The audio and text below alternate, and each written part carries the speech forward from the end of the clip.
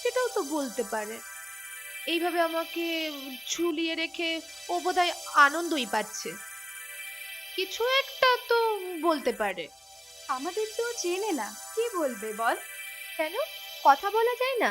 তাছাড়া ওকে বুঝতে পারছে না যে আমি ওকে কি বলতে চাইছি? ন্যাকা ষষ্ঠী। আর তুই এখানে কদিনই বা আছিস? শুধু শুধু ঝামেলা পাকাস না তো। কেন? ওকে আমার ভালো লাগতে পারে না? ভালোবাসা কি টাইম, প্লেস এসব দেখে হয়? তুই বুঝতে পারছিস না। ভালোবাসা একটা অনুভূতি। সেটা যে কোনো সময় যে কোনো কারো প্রতি হতে পারে। আমারও ওকে খুব ভালো লাগে, কিন্তু সেটা তোকে কি করে বলবো? তুই তো আগেই বলে ফেলেছিস, তাই আর আমার বলার কোনো জায়গা নেই।